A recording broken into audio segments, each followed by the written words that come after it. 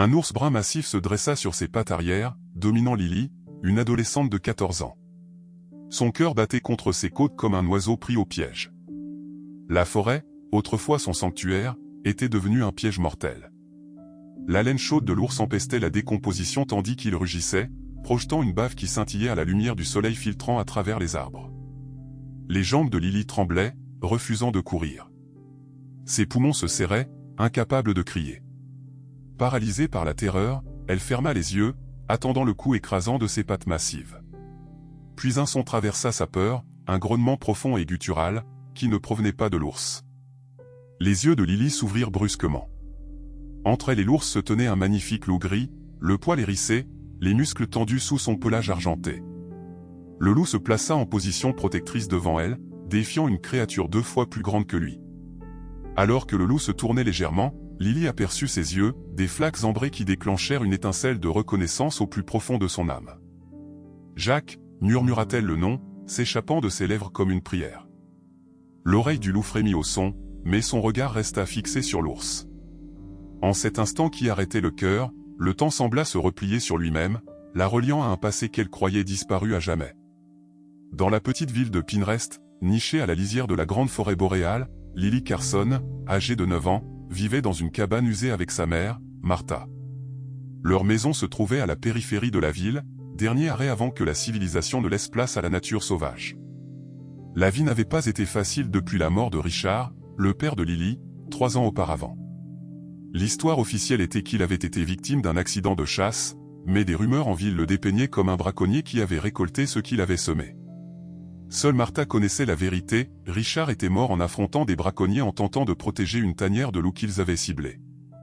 Les Carson survivaient grâce aux maigres revenus de Martha, qui nettoyait les maisons des familles les plus riches de la ville, où la pauvreté était comme un mur invisible qui les séparait du reste de Pinrest. Il était souvent interdit aux enfants de jouer avec la petite fille Carson, comme si le malheur pouvait être contagieux. Mais Lily ne se plaignait jamais, trouvant plutôt du plaisir dans la forêt que son père lui avait appris à aimer. Pinrest était une ville divisée par plus que le statut économique. La moitié des habitants étaient fiers de leur héritage de chasseurs, exposant des bois de cerf et des trophées naturalisés dans leurs maisons. L'autre moitié, principalement des nouveaux arrivants, défendait les efforts de conservation dans le cadre du programme récemment mis en place de réintroduction du loup. Les réunions municipales dégénéraient souvent en débat houleux entre le shérif Thompson, qui considérait les loups comme une menace pour le bétail et les enfants, et le garde forestier Mike Williams, qui surveillait les nouvelles meutes de loups et sensibilisait la communauté à leur importance pour l'écosystème. Malgré ces circonstances, Lily possédait une force tranquille héritée des enseignements de son père et de la résilience de sa mère. Petite pour son âge, aux cheveux roux rebelles et aux yeux verts brillants, elle se déplaçait dans le monde avec une grâce inhabituelle pour une enfant. Alors que les autres enfants chassaient des balles et grimpaient aux jeux d'enfants, Lily passait des heures à observer une araignée tisser sa toile ou à suivre la progression des fourmis dans leurs pérégrinations industrielles. Elle parlait peu mais observait tout, son visage s'illuminant d'un sourire capable de réchauffer le cœur le plus froid lorsqu'elle rencontrait une créature dans le besoin. Tous les êtres vivants méritent la bonté, lui avait dit un jour son père, surtout ceux que les autres craignent ou ne comprennent pas. Ces mots étaient devenus le principe directeur de Lily, principe qui allait bientôt la conduire à une amitié extraordinaire qui allait changer sa vie à jamais. La découverte eut lieu par un après-midi doré de la fin septembre. Lily s'était aventurée à la lisière de la forêt avec Emma Taylor, une camarade de Gerard dont la mère était nouvelle en ville et n'avait pas encore intégré les préjugés locaux à l'égard des Carson. Les filles ramassaient des pommes de pin pour un projet scolaire lorsque Lily l'entendit, un faible gémissement provenant d'un enchevêtrement de branches tombées. « As-tu entendu ça » murmura Lily, se dirigeant déjà vers le son. Emma hésita. « Nous ne devrions pas aller plus loin, Lily. Ma mère dit qu'il y a des animaux dangereux là-dedans. » Mais Lily était déjà à genoux, scrutant les ombres. Le gémissement s'amplifia tandis qu'elle écartait doucement les branches et dégageait les débris. Son cœur fit un bond lorsqu'elle vit enfin la source, un minuscule louveteau gris aux reflets argentés, les yeux encore fermés au monde. Une de ses pattes arrière était mal tournée, manifestement blessée. « Oh, pauvre petit » soupira Lily, tendant lentement la main. Le louveteau sursauta à son contact, puis se blottit dans sa main en quête de chaleur. « C'est un loup » demanda Emma, la voix tremblante, à quelques mètres de là. Lily hocha soigneusement la tête, soulevant le louveteau. Il était plus léger qu'elle ne l'avait pensé, ses côtes visibles sous sa fourrure mince. Il est blessé et affamé. Où est sa mère? Les deux filles restèrent silencieuses, scrutant la forêt. Aucun loup adulte n'apparut. Aucun grognement protecteur ne les mit en garde. Lily connaissait suffisamment les histoires de son père pour comprendre que c'était inhabituel. Les mères louves abandonnent rarement leurs petits. Peut-être que des chasseurs ont tué sa mère? Suggéra Emma, exprimant la peur non dite de Lily. Lily berça le louveteau contre sa poitrine, sentant ses battements cardiaques rapides. Je ne peux pas le laisser ici. Il va mourir. Mais que vas-tu faire avec un loup? Ta mère ne te laissera jamais le garder. L'esprit de Lily était déjà décidé. Je dois essayer. Le chemin du retour sembla éternel, le louveteau blotti dans la veste de Lily. À chaque pas, elle répétait ce qu'elle dirait à sa mère, sachant que les chances étaient contre elle. Lorsque leur cabane apparut, le louveteau s'était endormi contre son cœur. Martha Carson étendait le linge lorsque Lily approcha, Emma étant partie au bord de la ville avec un regard inquiet et un « bonne chance » murmuré. « Maman » appela Lily, la voix plus assurée qu'elle ne le ressentait. « J'ai besoin de te montrer quelque chose d'important. » Martha se retourna, des épingles à linge serrées dans ses mains calleuses. Ses yeux se plissèrent devant le renflement dans la veste de Lily. « Que as-tu là? Si c'est un autre oiseau blessé, souviens-toi de ce qui est arrivé au dernier. » Lily prit une grande inspiration et ouvrit sa veste, révélant le louveteau endormi. « Il est blessé, maman. Il a la patte cassée et il est tout seul. » Martha laissa tomber les épingles à linge, son visage se vidant de couleur. « Lily Carson, est-ce bien ce que je crois? Il va mourir là-bas, tout seul. » Lily supplia, les larmes aux yeux. Papa l'aurait aidé. La mention de Richard resta suspendue dans l'air entre elles. Le visage de Martha s'adoucit momentanément avant de durcir à nouveau. Ce n'est pas un chien errant, Lily. C'est un animal sauvage, un prédateur. Il n'est qu'un bébé. Rétorqua Lily. Regarde-le, il ne peut même pas marcher. S'il te plaît, maman, je vais m'occuper de lui. Je ferai des corvées supplémentaires, je ferai la vaisselle tous les soirs. Je vais même nettoyer la maison de Madame Hawkins avec toi le samedi. Martha soupira, se frottant le front. Et qu'arrive-t-il lorsqu'il grandira, lorsqu'il sera trop grand et trop sauvage pour le garder? Y as-tu pensé?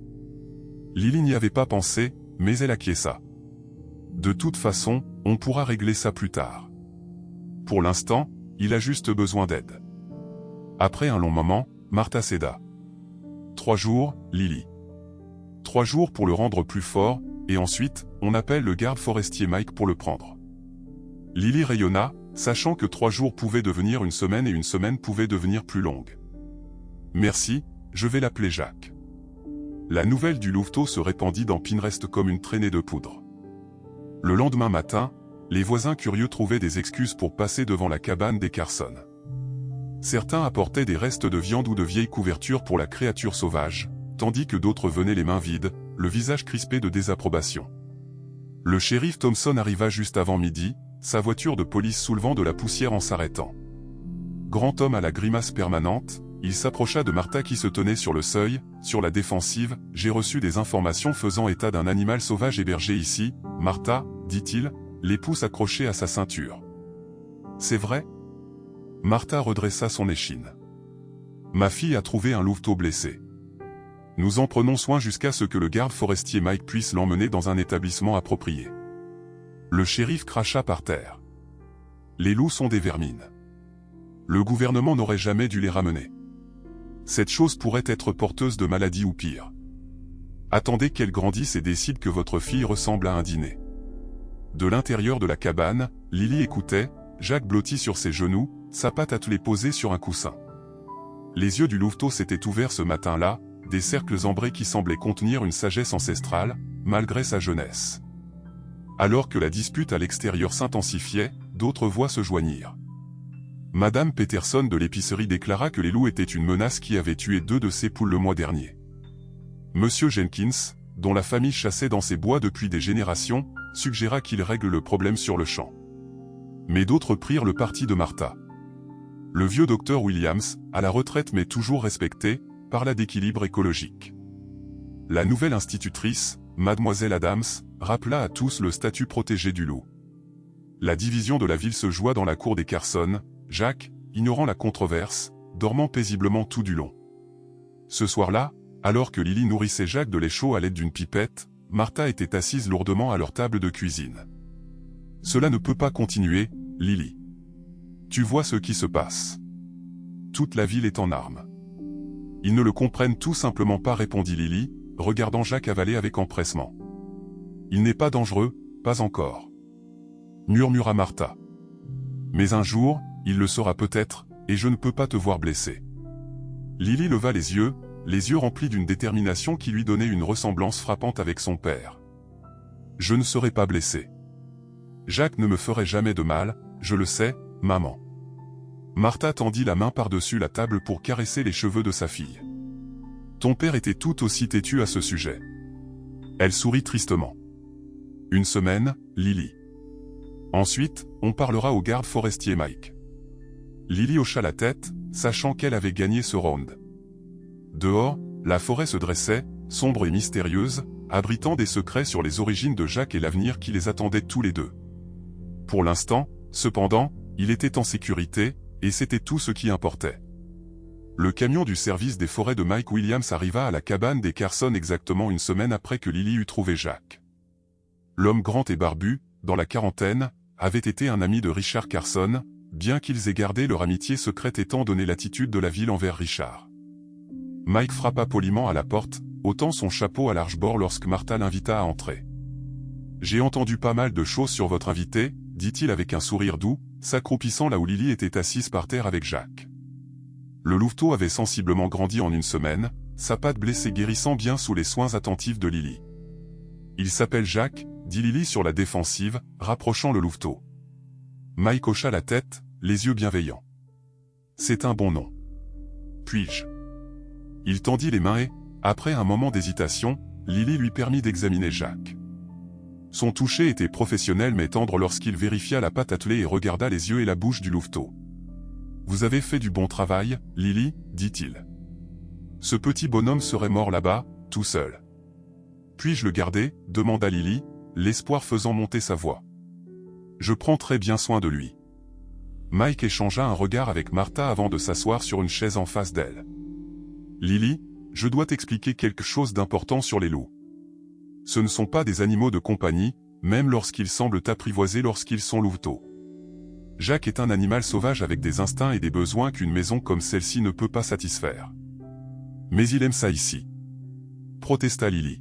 « Il dort avec moi tous les soirs. »« Je suis sûr qu'il le fait, » dit Mike, « et je comprends à quel point votre lien est spécial. Mais la chose la plus gentille pour Jacques, la chose qui respecte ce qu'il est vraiment, serait de l'aider à retourner dans la nature lorsqu'il sera prêt. » Des larmes jaillirent des yeux de Lily. « Mais il va mourir là-bas, tout seul. » Mike se pencha en avant. « Voici ce que je propose, Jacques peut rester avec toi jusqu'à ce que sa patte soit complètement guérie et qu'il soit assez fort. Cela pourrait prendre quelques mois. Pendant ce temps, je viendrai régulièrement pour le surveiller et vous apprendrez tous les deux comment le préparer à son retour dans la forêt. Le moment venu, nous trouverons un endroit sur où il aura le plus de chances de rejoindre une meute ou de se débrouiller seul. » Le compromis n'était pas parfait, mais il donnait à Lily le temps d'aimer Jacques, le temps de se préparer et le temps d'accepter le revoir inévitable. À contre-cœur, elle acquiesça. Dans les mois qui suivirent, Jacques devint un élément incontournable de la vie de Lily.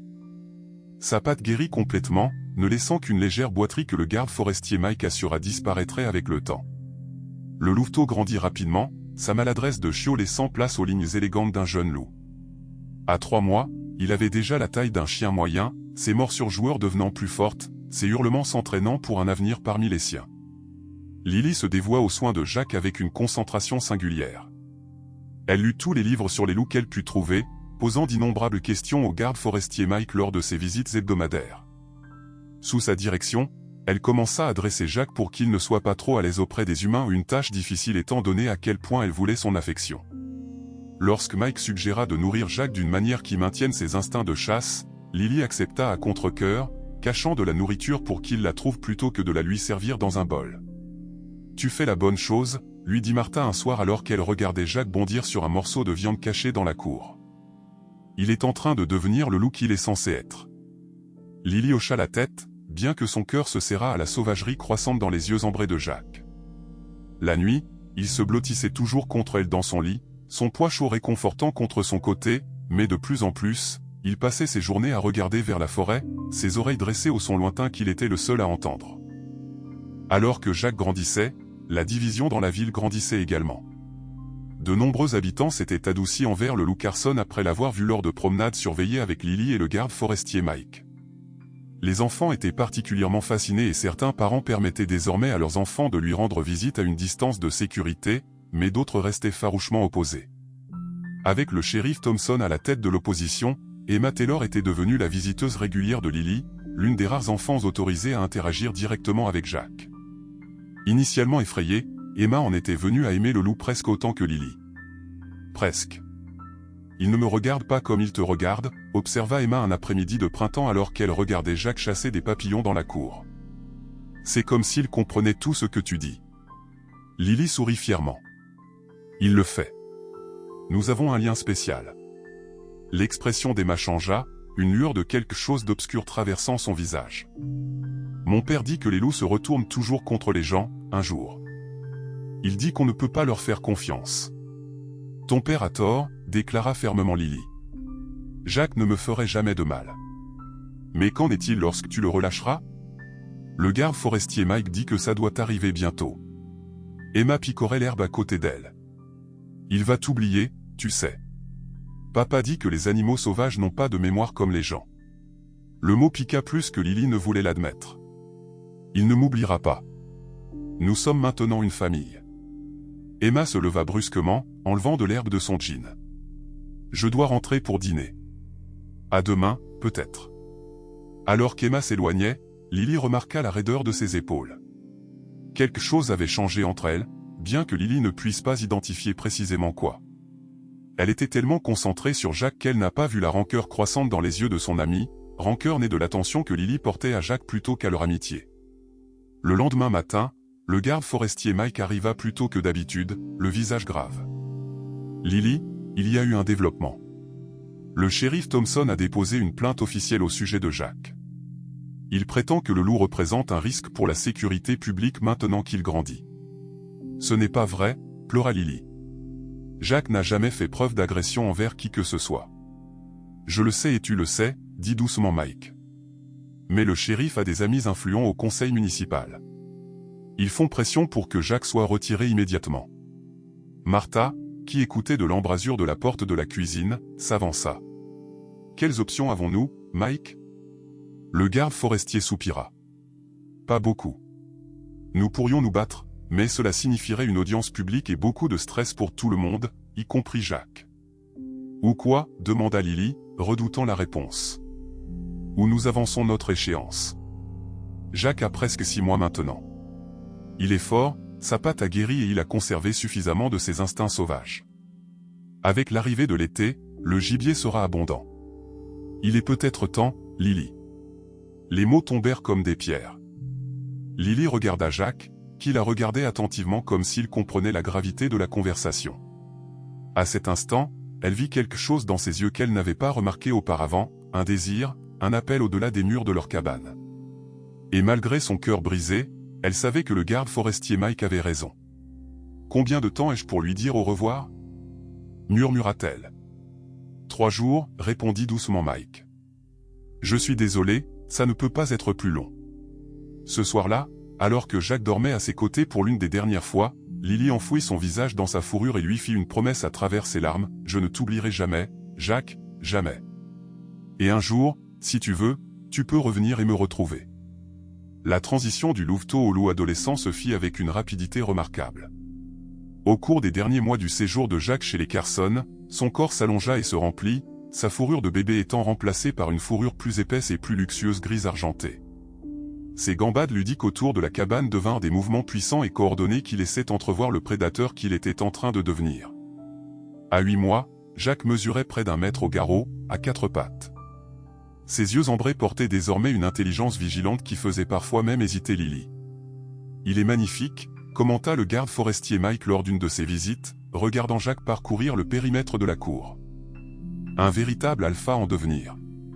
Lily rayonna de fierté, bien que sa joie ait toujours été tempérée par le fait que la transformation de Jacques signifiait que leur temps ensemble diminuait. Elle avait été diligente en suivant les instructions de Mike, habituant progressivement Jacques à passer plus de temps à l'extérieur, même les nuits froides. Elle avait réduit l'affection physique, bien que cela lui ait fait mal, et avait commencé à cacher sa nourriture dans des endroits de plus en plus difficiles pour aiguiser ses instincts de chasse. Sera-t-il capable de chasser de vrais animaux, demanda-t-elle à Mike. Un jour, regardant Jacques découvrir habilement un morceau de venaison qu'elle avait caché sous un tas de feuilles, elle lui dit « Il se souviendra comment faire ». Mike la rassura. Les loups ont des instincts profonds. Votre travail a été de maintenir ces instincts en vie, et vous avez bien fait. Alors que Jacques prospérait, d'autres aspects du ménage Carson se détérioraient. Martha toussait depuis l'hiver, une toux persistante qu'elle qualifiait de rhume qui ne voulait pas partir. Mais au printemps, la toux s'aggravait, avec elle, une fatigue qui la laissait lutter pour terminer ses tâches de nettoyage. Les factures médicales commencèrent à s'accumuler aux côtés des avis d'échéance pour l'hypothèque de la cabane. Lily fit de son mieux pour aider, prenant en charge davantage de tâches ménagères et même accompagnant sa mère aux tâches de nettoyage à la sortie de l'école. Mais elle ne pouvait s'empêcher de remarquer comment les vêtements de Martha pendaient lâchement sur son corps ou comment elle avait besoin de se reposer après le moindre effort. Les médicaments prescrits par le docteur Williams, des pilules coûteuses qui consommaient leurs maigres économies, semblaient faire peu de différence. Un soir, alors que Lily aidait sa mère à se coucher après une quinte de toux particulièrement difficile, Martha prit la main de sa fille. « Nous devons parler de Jacques, ma chérie. » Lily se raidit. « À propos de lui ? Il est temps ?» La voix de Martha était douce mais ferme. Le garde forestier Mike a été patient, mais Jacques est presque adulte maintenant et, avec ma santé, je ne peux plus t'aider à le gérer. Je peux le gérer moi-même, insista Lily, bien qu'elle sache que ce n'était pas tout à fait vrai. Jacques obéissait toujours à ses ordres, la regardait toujours avec dévotion, mais son agitation était impossible à ignorer. De plus en plus, elle le surprenait à regarder vers la forêt, ses oreilles dressées aux hurlements lointains qui résonnaient parfois dans la nuit. « Tu as fait un travail incroyable, » dit Martha, serrant la main de sa fille. « Ton père serait si fier de la façon dont tu l'as élevé. Mais aimer quelque chose, c'est aussi savoir quand le laisser partir. » Des larmes brûlèrent dans les yeux de Lily. « Je sais, » murmura-t-elle. « J'ai juste besoin d'un peu plus de temps. » Mais le temps était quelque chose dont il manquait de plus en plus. La semaine suivante, le shérif Thompson arriva de nouveau à leur porte, cette fois avec un document officiel à la main. « Il s'agit d'une ordonnance d'expulsion », annonça-t-il sans préambule. « Ce loup est devenu trop grand pour être gardé dans une zone résidentielle. Vous avez 48 heures pour le remettre à la fourrière. » Martha, qui avait répondu à la porte, prit le papier des mains tremblantes. Le garde forestier Mike gère déjà la libération de Jacques dans la nature. Nous n'avons pas besoin de la fourrière. Le visage du shérif resta impassible. 48 heures, Martha. Après cela, mes adjoints viendront le récupérer, et je ne peux pas garantir ce qui lui arrivera entre leurs mains. Il salua et retourna à sa voiture de police, laissant Martha serrer le papier dans l'embrasure de la porte. Ce soir-là, Lily appela le garde forestier Mike en panique. Il arriva dans l'heure qui suivit, lisant l'ordonnance d'expulsion avec un froncement de sourcils de plus en plus profond. « Ce n'est pas juste, » murmura-t-il. « Il contourne les protocoles appropriés. Mais le combattre pourrait mettre Jacques en danger. » Il leva les yeux vers Lily et Martha. « Je pense qu'il faut avancer notre échéance. Demain soir serait idéal. Il y a une pleine lune et le temps devrait être clair. » La voix de Lily se brisa sur le mot « mais je ne suis pas prête ». Mike s'accroupit pour croiser son regard. « Lily, tu te prépares depuis des mois. Jacques est prêt. La question est, es-tu assez courageuse pour faire ce qui est le mieux pour lui ?» À travers ses larmes, Lily hocha la tête. Elle avait toujours su que ce jour arriverait. Elle ne s'attendait pas à ce qu'il arrive si soudainement. Les 24 heures suivantes passèrent dans un flou de préparation et de chagrin. Le garde forestier Mike expliqua qu'ils emmèneraient Jacques au plus profond de la forêt nationale, dans une zone où une petite meute de loups avait été aperçue. Ils le relâcheraient au crépuscule, lorsque les loups sont les plus actifs. Mais Lily insista pour être là, et après quelques discussions, Mike accepta qu'elle puisse les accompagner pour faire ses adieux. Martha, trop faible pour faire le voyage, tint la grosse tête de Jacques entre ses mains ce matin-là. « Tu seras bien là-bas » lui dit-elle, la voix épaisse d'émotion. Souviens-toi de tout ce que Lily t'a appris. Alors que le soleil commençait sa descente, Mike arriva avec son camion. Jack, sentant qu'un événement important se produisait, était inhabituellement calme. Alors que Lily le guidait dans la cage spécialement construite du camion, le trajet vers la forêt fut silencieux, sauf pour le gémissement occasionnel de Jack et les douces assurances de Lily. Ils se garèrent au bout d'une piste forestière et continuèrent à pied, faisant une randonnée pendant près d'une heure dans une forêt de plus en plus dense.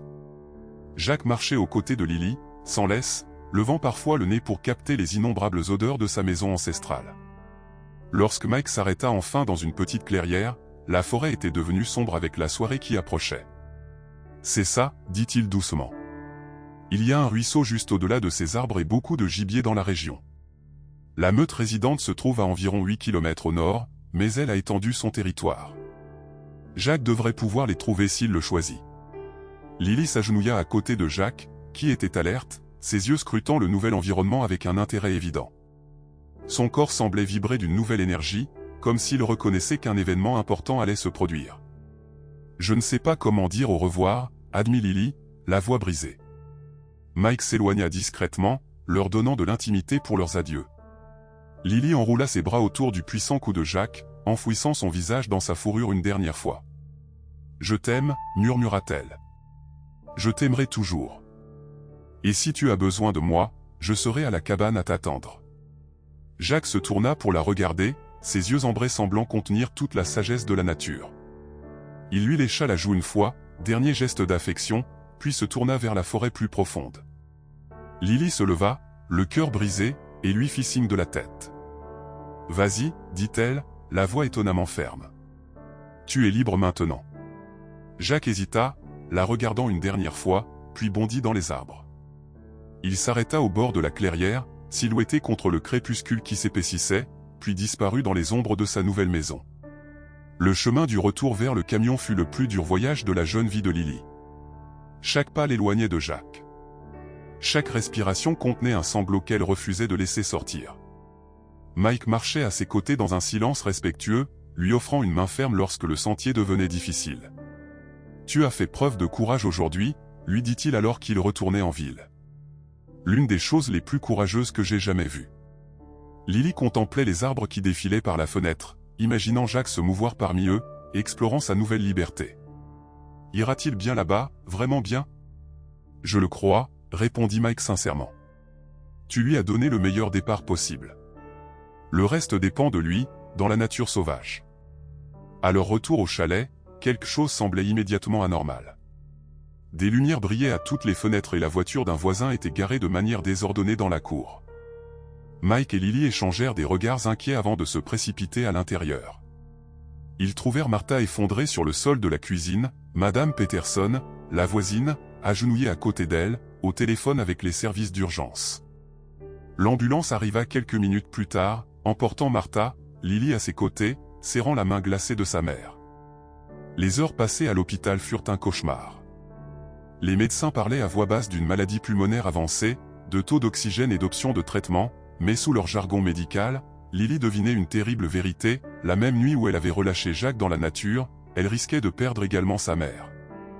Vers minuit, alors que Lily sommeillait sur une chaise inconfortable près du lit d'hôpital de sa mère, un son provenant de l'extérieur la réveilla, un hurlement lointain qui s'élevait au-dessus du bourdonnement et des bips mécaniques de l'hôpital.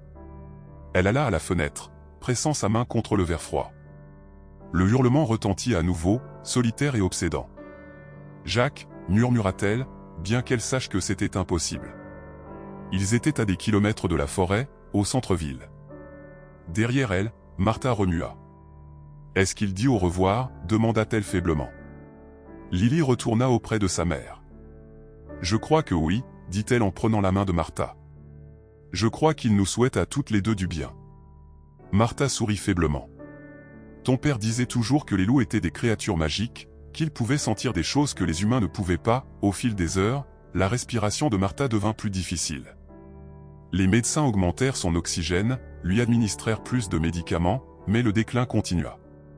Lily resta à ses côtés, lui racontant des histoires sur Jack, sur le jour où elle l'avait trouvé, sur tous les moments qu'elles avaient partagés. Ces récits du loup qui avaient apporté une joie inattendue à leur vie difficile semblaient réconforter Martha. Aux premières lueurs du jour, Martha Carson s'éteignit, sa main toujours serrée dans celle de sa fille. La même nuit où Lily avait dit au revoir à son loup, elle disait un dernier adieu à sa mère. Deux pertes trop énormes à comprendre s'effondrèrent sur ses jeunes épaules à la fois. Dans les jours qui suivirent, la ville de Pinterest surprit Lily par son soutien. Des repas apparurent sur le porche, des plats mijotés et des pains maison dont Martha aurait eu honte d'accepter de son vivant, mais qui nourrissaient sa fille orpheline. Madame Peterson aida à organiser les modestes funérailles. Le directeur de l'école organisa une collecte pour aider à couvrir les frais. Même le shérif Thompson envoya une brève note de condoléances. Mais c'est Emma qui manqua à l'appel, Emma dont l'absence blessa presque autant que celle de sa mère. Lorsque Lily vit enfin son ancienne amie en ville près d'une semaine après les funérailles de Martha, Emma traversa la rue pour l'éviter, la tête baissée, les joues enflammées de ce qui pouvait être de la honte. Le garde forestier Mike fut celui qui expliqua finalement la situation.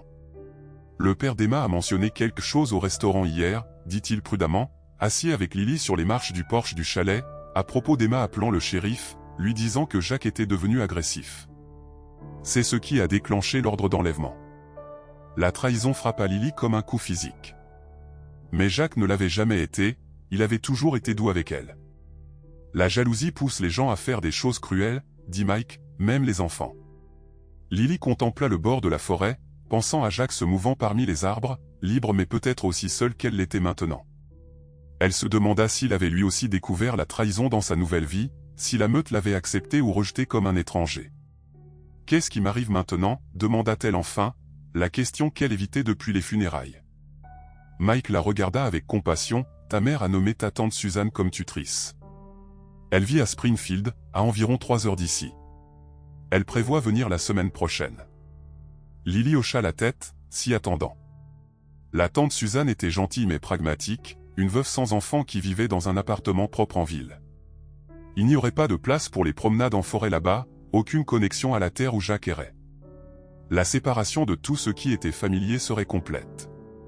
Ce soir-là, seule dans le chalet pour la première fois depuis la mort de sa mère, les voisins ayant finalement décidé qu'elle était assez grande pour une nuit de solitude, Lily alla à la fenêtre et regarda la pleine lune éclairer la forêt au-delà. « Au revoir Jacques » murmura-t-elle dans la nuit. « Au revoir maman, au revoir papa. » Chaque adieu ressemblait à une pierre ajoutée au fardeau qu'elle portait. Mais elle resta droite sous le poids. La fille de son père, l'enfant de sa mère, l'humaine de Jacques. Quoi qu'il arrive ensuite, elle y ferait face avec le même courage qu'elle avait montré en laissant partir Jacques. 5 ans passèrent, apportant à la fois guérison et changement. Lily Carson, maintenant âgée de 14 ans, était devenue une jeune femme réfléchie, possédant la force tranquille de sa mère et l'amour de la nature de son père. La vie avec la tante Suzanne à Springfield avait été stable, sinon particulièrement aventureuse, l'école, quelques amis, des excursions du week-end dans les musées ou au cinéma. Suzanne travaillait comme comptable, une profession qui valorisait l'ordre et la prévisibilité, et elle avait élevé Lily avec la même attention méticuleuse à la routine. Mais Lily n'avait jamais oublié Pinterest ni la forêt qui l'abordait. Dans ses rêves, elle courait toujours aux côtés d'un loup gris argenté, ses yeux ambrés brillants de joie sauvage. Elle gardait une petite boîte sous son lit avec des trésors de sa vie passée, une photo de ses parents le jour de leur mariage, le simple médaillon en argent de sa mère et une touffe de fourrure de Jacques qu'elle avait conservée de sa dernière mue. Les nuits tranquilles, elle tenait la fourrure douce entre ses doigts et se demandait s'il était encore en vie, s'il avait trouvé une meute, s'il se souvenait de la jeune fille humaine qui avait autrefois été sa famille. Lorsque la tante Suzanne annonça qu'elle passerait 2 semaines de vacances d'été à Pinterest pour enfin trier et vendre le chalet Carson, le cœur de Lily faillit s'arrêter. 5 ans s'étaient écoulés sans une seule visite. Suzanne avait toujours trouvé des excuses concernant ses engagements professionnels ou le caractère peu pratique de l'entretien d'une propriété qu'elle n'utilisait jamais. Maintenant, soudainement, elle retournait. « Nous aurions dû le faire il y a des années », dit Suzanne en rangeant la voiture. « Les impôts fonciers ont grignoté ce qui restait à ta mère. Ce sera un soulagement de régler les choses une fois pour toutes. » Lily hocha la tête, ne se faisant pas confiance pour parler. Comment pouvait-elle expliquer à sa tante pragmatique qu'elle avait secrètement compté les jours jusqu'à ses 18 ans, âge auquel elle pourrait récupérer le chalet et retourner à l'endroit où son cœur était resté? Maintenant, ce rêve s'effondrait avant même de pouvoir prendre forme. Le trajet vers Pinterest fut un voyage dans le temps. À chaque kilomètre, les banlieues tentaculaires laissaient place aux terres agricoles, puis aux collines vallonnées et enfin aux forêts de pins denses qui entouraient la ville. Lorsqu'elles passèrent la dernière colline et que Pinterest apparut, plus petite que Lily ne s'en souvenait mais par ailleurs inchangée, des larmes jaillirent de ses yeux. « Ça va, ma chérie ?» demanda Suzanne, jetant un coup d'œil inquiet. « Ça va ?» réussit à dire Lily. « Ce sont juste des souvenirs. » Le chalet semblait abandonné, son porche légèrement affaissé, les fleurs sauvages et les mauvaises herbes ayant envahi la cour où Jacques avait autrefois joué. L'intérieur était humide mais intact, les meubles drapés de draps blancs comme des fantômes patients. Suzanne parla d'ouvrir les fenêtres et de faire des listes des réparations nécessaires avant que la propriété puisse être montrée à des acheteurs potentiels. Lily erra de pièce en pièce, touchant des surfaces familières, se souvenant. « Tu devrais te familiariser de nouveau avec la ville », suggéra Suzanne le deuxième jour. « Voici certains de tes anciens amis sont encore là. J'ai beaucoup de travail ici. » Lily doutait qu'il reste des amis, mais la suggestion de liberté était irrésistible. Elle entra en ville, s'émerveillant de voir à quel point tout semblait plus petit, l'épicerie, l'aire de jeu de l'école, la place de la ville avec son modeste kiosque. Quelques personnes hochèrent la tête en signe de reconnaissance en la voyant passer, mais personne ne s'arrêta pour lui parler. Pinterest avait toujours eu une longue mémoire pour les visages, mais une mémoire sélective pour les gentillesses.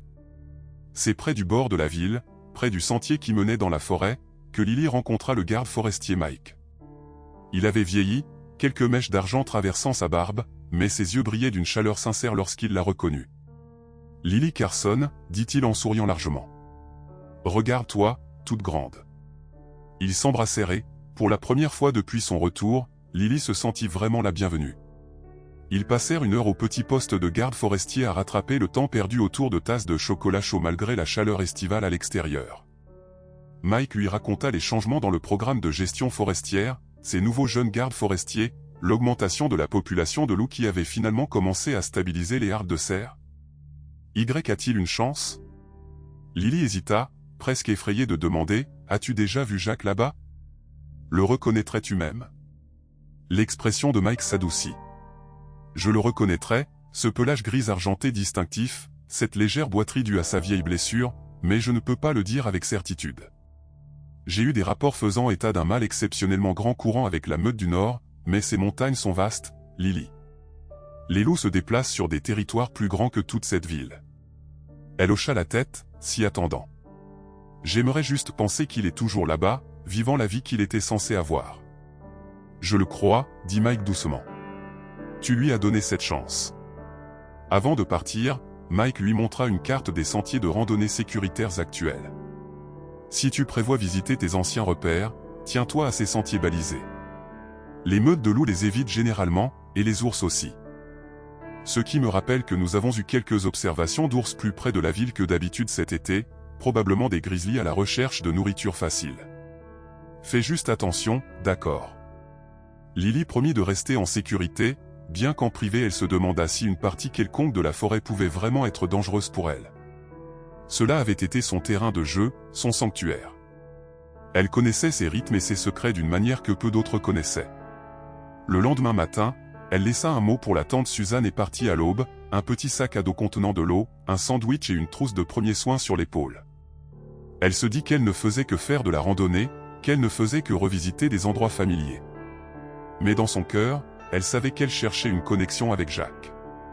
Elle suivit le sentier principal pendant la première heure, savourant la sensation familière de pain et de terre, la lumière du soleil tacheté jouant à travers la canopée au-dessus de sa tête.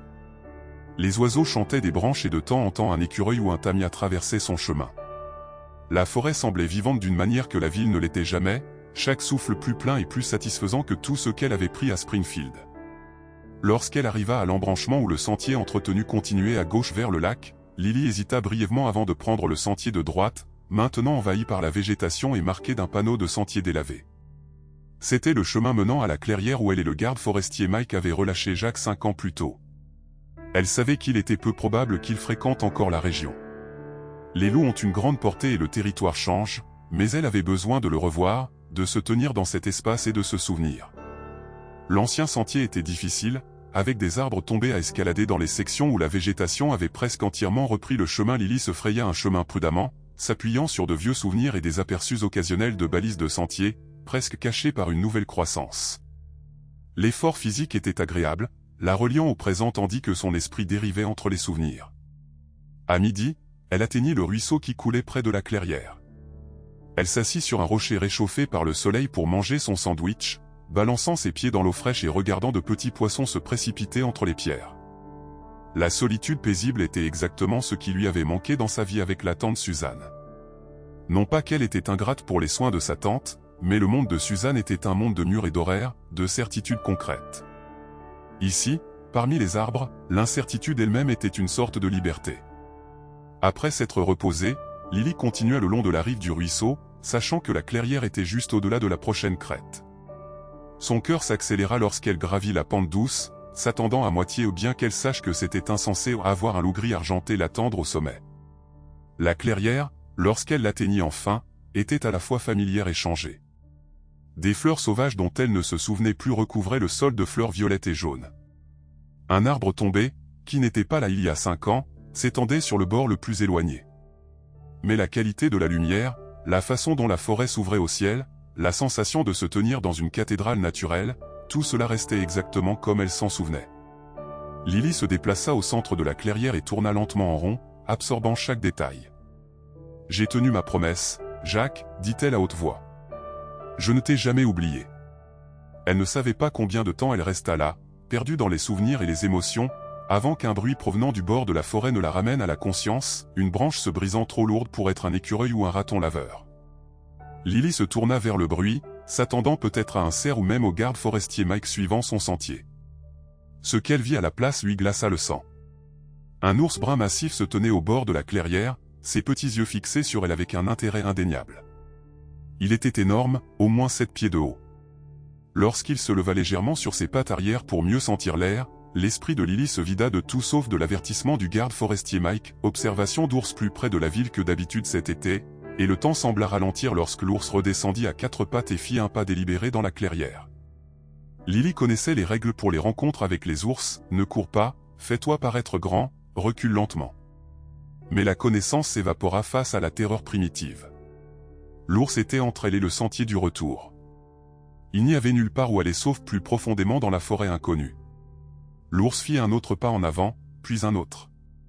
Il ne semblait pas agressif, simplement curieux, mais Lily avait entendu assez d'histoires sur les ours curieux devenant mortels pour connaître le danger qu'elle courait.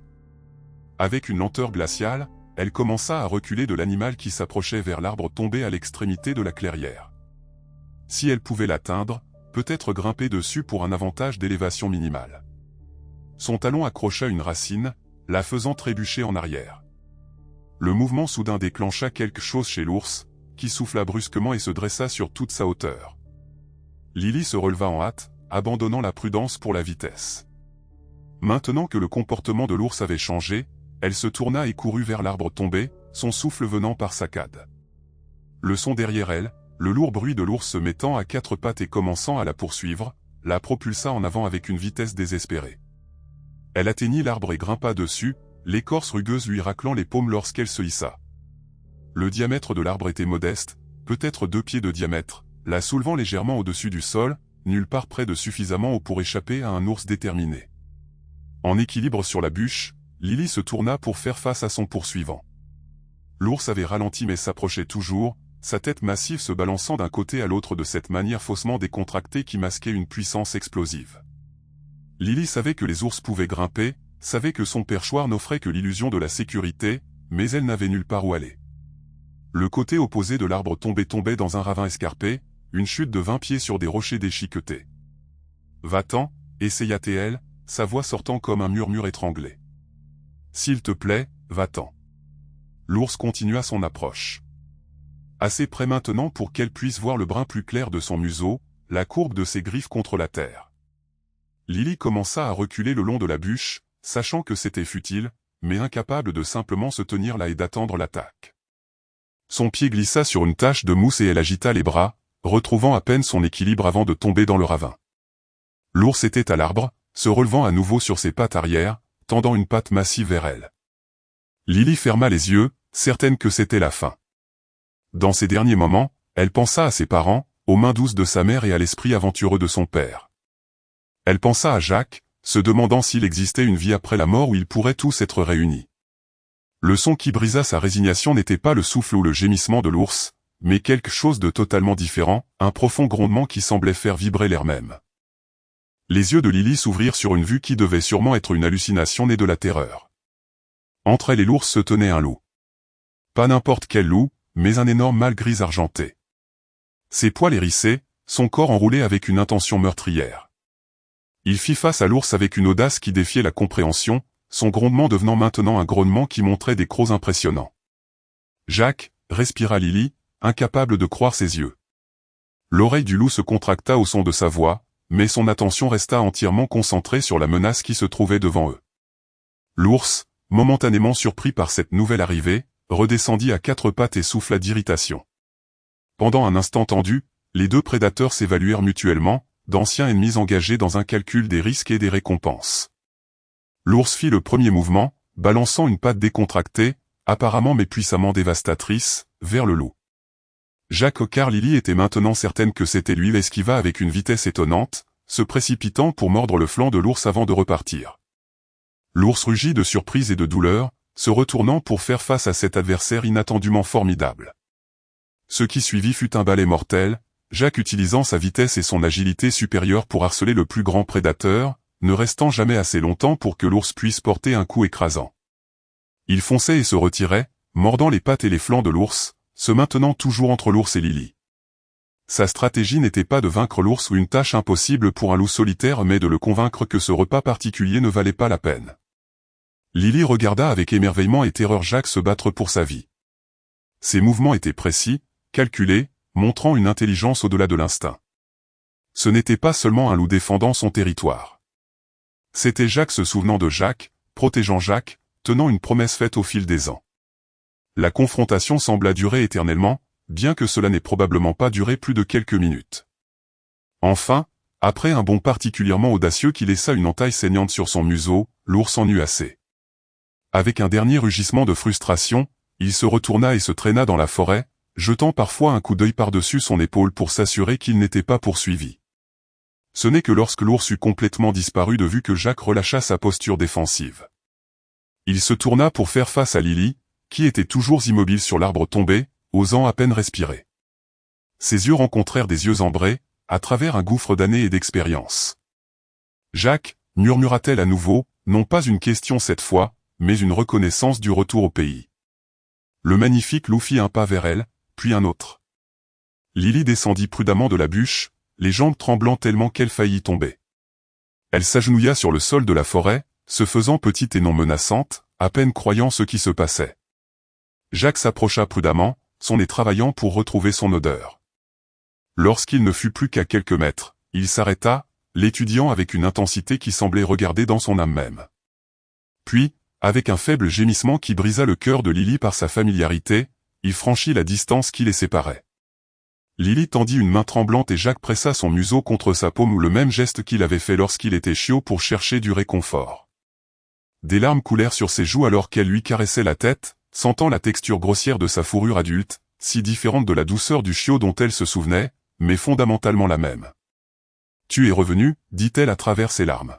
« Tu t'es souvenu de moi. » Jacques gémit à nouveau, puis la surprit en se mettant sur le ventre et en rampant le dernier mètre entre eux, sa posture soumise mais confiante. Lily ne put s'en empêcher. Elle jeta ses bras autour de son cou, enfouissant son visage dans sa fourrure, tandis que des sanglots de soulagement et de joie la submergèrent. Pendant plusieurs minutes, ils restèrent enfermés dans cette étreinte de retrouvailles, la fille et son loup, liés à travers le temps et les circonstances par un lien qui défiait toute explication. L'odeur sauvage de Jacques emplissait ses narines, la terre et le pain, et quelque chose d'uniquement lui, tandis que sa chaleur solide sous ses bras la fondait dans la réalité miraculeuse du moment. Mais lorsque Lily se retira enfin pour le regarder à nouveau, elle remarqua une cicatrice qui courait le long de son flanc, une vieille blessure, longtemps guérie mais toujours visible sous sa fourrure. Elle se demanda quelles autres batailles il avait menées depuis la dernière fois qu'elle l'avait vu, quelles aventures et quelles difficultés il avait vécues. Le chiot qu'elle avait élevé avait disparu, remplacé par cette magnifique créature sauvage qui se souvenait encore de la jeune fille humaine qui avait autrefois été sa famille. Un hurlement lointain brisa le silence de la clairière, l'appel d'un autre loup quelque part plus profondément dans la forêt. La tête de Jacques se releva, les oreilles dressées vers le son. Il regarda Lily, puis de nouveau dans la direction du hurlement, son attention partagée était claire. Est-ce ta meute? Demanda Lily doucement. Tu devrais aller vers eux. Mais Jacques ne fit aucun mouvement pour partir. Au lieu de cela, il se leva et la poussa du museau, puis fit quelques pas vers le sentier avant de la regarder avec impatience. Tu veux que je te suive? Demanda Lily, osant à peine espérer qu'elle comprenait correctement. Jacques souffla, un son si familier de ses jours de chiot qu'il la fit sourire à travers ses larmes. Il fit quelques pas de plus, puis attendit, sa signification étant indubitable. Le cœur de Lily battait d'une joie sauvage et inattendue. Lily suivit son loup dans la forêt, laissant le monde des humains derrière elle, ne serait-ce que pour un petit moment. Jacques mena Lily plus profondément dans la forêt, suivant des sentiers de gibier presque invisibles à ses yeux humains mais qui semblaient aussi clairs que des autoroutes pour le loup. Ils se déplacèrent à un rythme régulier, Jacques revenant de temps en temps pour la contrôler lorsque le chemin devenait difficile. Le soleil de l'après-midi filtrait à travers la canopée en rayons dorés, tachant le sol de la forêt de motifs changeants de lumière et d'ombre. Malgré le choc persistant de la rencontre avec l'ours, Lily ressentit un profond sentiment de luminosité en marchant aux côtés de Jacques, comme si les 5 années de séparation s'étaient dissipées. Après près de 20 minutes de marche, la forêt s'ouvrit sur une autre clairière, plus petite que la première et bordée d'un côté par un affleurement rocheux.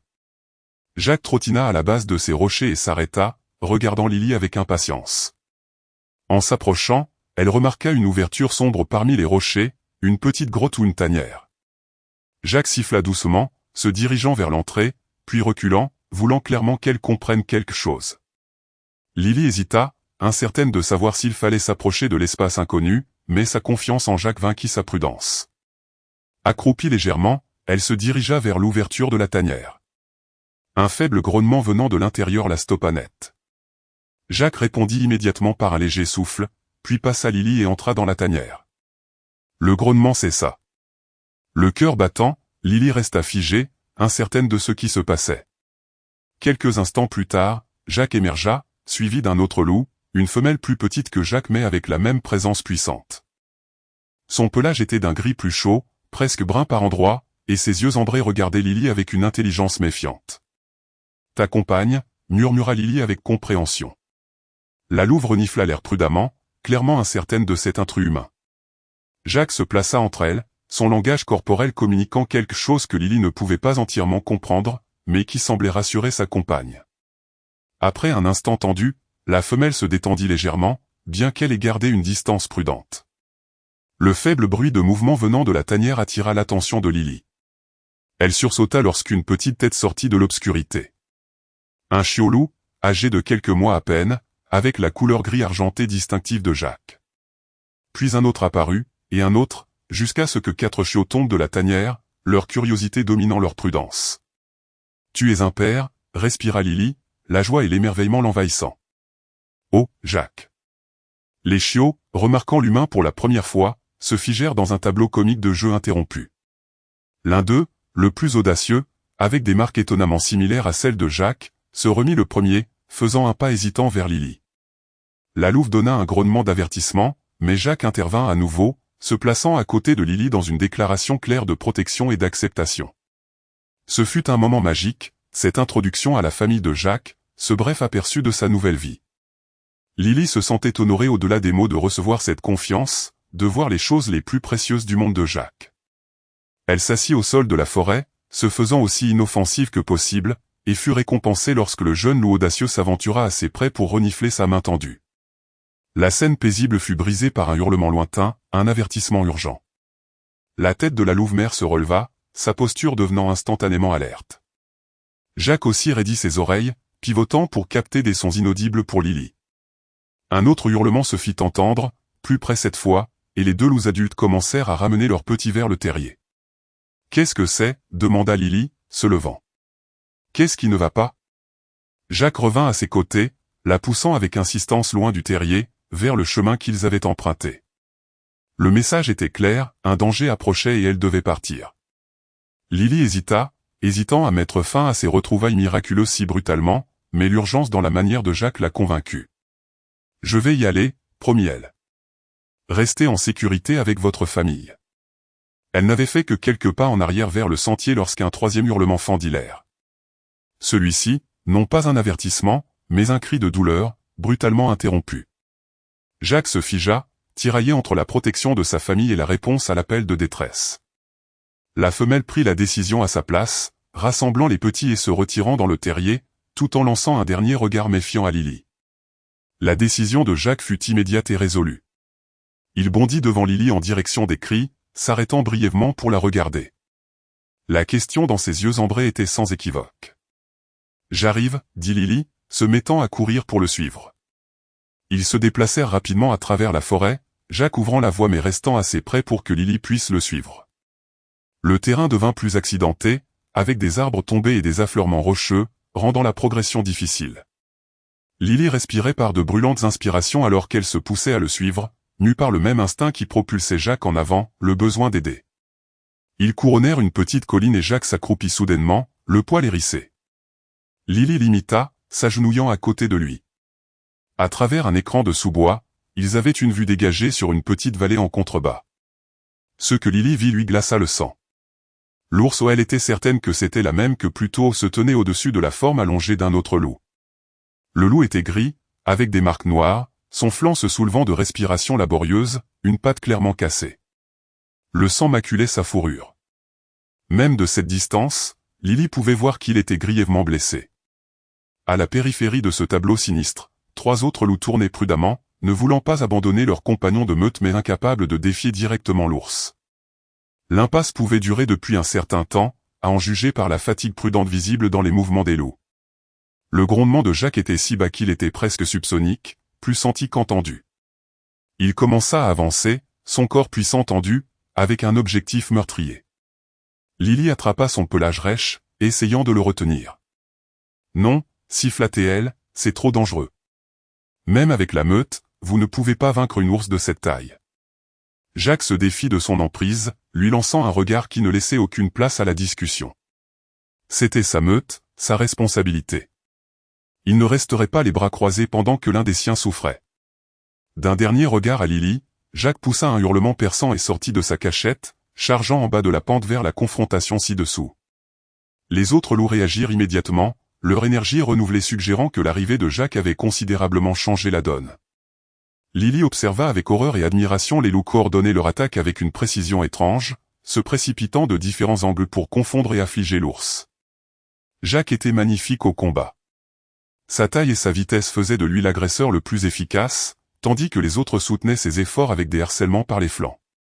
Le loup blessé se releva pendant un échange particulièrement féroce, boitant douloureusement loin de la mêlée vers l'abri des arbres. Pendant quelques instants exaltants, il sembla que les loups pourraient réussir à chasser l'ours. Mais ensuite, le désastre frappa. L'ours, enragé au-delà de toute prudence, se jeta avec une vitesse surprenante et attrapa un des plus petits loups d'un puissant coup de patte. Le loup fut projeté contre un arbre avec un bruit sourd écœurant et resta immobile. Les loups restants redoublèrent d'efforts, Jacques se lançant directement à la gorge de l'ours. Dans un pari désespéré, il réussit à agripper sa puissante mâchoire, cherchant une prise mortelle. Mais l'épaisse fourrure et la graisse de l'ours constituaient une armure naturelle. L'ours se cabra, Jacques toujours accroché, puis tomba en avant avec une force écrasante. Lily cria alors que l'ours et le loup tombèrent dans un enchevêtrement de fourrure et de crocs. Lorsqu'ils se séparèrent, Jacques se releva en titubant, clairement blessé mais toujours défiant. Le sang maculait sa fourrure argentée le long de son flanc et il favorisait sa patte avant droite. Les autres loups continuèrent leur harcèlement, mais avec une efficacité diminuée, maintenant que leurs 2 combattants les plus forts étaient compromis. Incapable de regarder passivement plus longtemps, Lily chercha frénétiquement un moyen d'aider. Son regard se porta sur une branche tombée, épaisse et lourde comme une batte de baseball. Sans se laisser le temps de considérer la pleine audace de ses actions, elle saisit l'arme de fortune et chargea en bas de la pente, criant à tue-tête. « Et, par ici !» cria-t-elle, agitant les bras sauvagement. L'ours se tourna vers cette nouvelle menace, momentanément distraite des loups. C'était tout l'avantage dont Jacques avait besoin. Malgré ses blessures, il lança une nouvelle attaque, ciblant cette fois la patte arrière de l'ours. Ses mâchoires se refermèrent avec une force brisant les os, déchirant les muscles et les tendons. L'ours rugit de douleur et de fureur, se tordant pour déloger Jacques tout en suivant simultanément l'approche de Lily. Pris entre 2 menaces, le prédateur massif prit sa décision. D'un dernier secouement violent qui envoya Jacques culbuter, l'ours se retira, s'écrasant dans les sous-bois avec une vitesse surprenante pour un animal aussi gros. Lily courut vers Jacques qui gisait sur le côté, le sang obscurcissant son magnifique pelage argenté. Les autres loups s'approchèrent prudemment, formant un cercle lâche autour d'eux. Jacques essaya de se lever lorsque Lily s'agenouilla à côté de lui, mais il ne semblait pas pouvoir coordonner ses membres. « Jacques » supplia-t-elle, les larmes coulant sur son visage alors qu'elle examinait doucement l'étendue de ses blessures. « Oh Jacques, pourquoi as-tu dû être si brave ?» La blessure le long de son flanc était profonde et sa respiration semblait humide et laborieuse. Quelque chose était endommagé à l'intérieur, au-delà de ce que Lily pouvait voir ou espérer aider. Jacques la regarda avec ses yeux ambrés intelligents, maintenant voilés de douleur mais toujours confiants, toujours connectés à elle par-delà l'abîme infranchissable entre leurs espèces. Un faible gémissement émana de sa gorge et, avec un effort suprême, il leva son museau pour toucher sa main. Le geste brisa presque le cœur de Lily, cette créature sauvage et magnifique dans ce qui pourrait être ses derniers moments, lui offrant du réconfort. « Je ne te quitterai pas », promit-elle, berçant sa grande tête sur ses genoux, sans se soucier du sang qui imbibait son jean. Pas cette fois. Autour d'eux, la meute maintenait sa veille, gémissant ou se déplaçant de temps en temps, mais ne s'éloignant jamais trop. Ils semblaient reconnaître que leur chef était grièvement blessé, peut-être mourant. Le loup qui avait été initialement attaqué par l'ours avait réussi à se traîner jusqu'à un fourré voisin où il observait avec des yeux vitreux. Celui qui avait été projeté contre l'arbre restait immobile. À ce moment-là, entouré de loups sauvages, avec son plus vieil ami saignant dans ses bras, Lily ne s'était jamais sentie aussi seule ni aussi impuissante. La forêt qui avait toujours été son sanctuaire semblait maintenant vaste et indifférente aux petits drames de vie et de mort qui se déroulaient sous sa canopée. Le soleil commençait sa descente vers l'horizon, et avec elle vint la réalisation glaçante que les ténèbres allaient bientôt tomber, apportant de nouveaux dangers. « Au secours » murmura Lily, bien qu'il n'y ait personne pour entendre. « S'il vous plaît, quelqu'un, aidez-nous. » Le bruit de branches craquant et de sous-bois bruissant envoya une secousse de peur à travers Lily. L'ours revenait. Elle serra Jacques plus près, bien qu'elle sache qu'elle ne pouvait pas le protéger contre un tel prédateur. Les autres loups, tendus mais encore capables de se battre, se positionnèrent entre le bruit qui approchait et leurs compagnons de meute tombés. « Lily ? Lily, Carson ? C'est toi. » La voix, humaine, masculine, familière, était si inattendue que pendant un instant, Lily pensa l'avoir imaginée. Puis le garde forestier Mike émergea des arbres, fusil à la main, son expression passant de l'inquiétude à l'étonnement alors qu'il prenait la scène devant lui. « Mon Dieu » halta-t-il, se figant sur place lorsqu'il enregistra les loups entourant Lily. Ses mains se resserrèrent sur son fusil, sans le lever, mais clairement prêtes à le faire si nécessaire. « Ne tirez pas » cria Lily. « Ils ne vous feront pas de mal. C'est Jacques.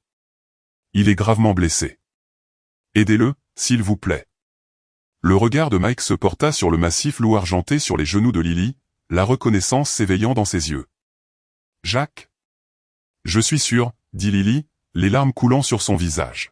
« Il m'a sauvé d'une ours, et puis nous avons trouvé sa meute, et il y avait un autre loup blessé et il a essayé de le sauver, mais l'ours est revenu. » Elle s'interrompit, son explication fragmentée se dissolvant en sanglots. Mike s'approcha prudemment, parlant d'une voix basse et calme, « Calmez-vous, je suis là pour vous aider. » Les loups le regardèrent avec lassitude, mais semblèrent prendre leurs indices de Jacques, qui n'avait pas réagi négativement à l'arrivée de l'homme. Mike s'agenouilla à côté de Lily et de Jacques, mettant son fusil de côté dans un geste de confiance qui fit gonfler le cœur de Lily de gratitude. « Laissez-moi voir » dit-il doucement, ses mains expérimentées se déplaçant avec précaution sur les blessures de Jacques. Son expression devint grave. « Ce sont des blessures graves, Lily. Il a perdu beaucoup de sang et je soupçonne des dommages internes. »« Pouvez-vous le sauver » demanda Lily, sa voix petite.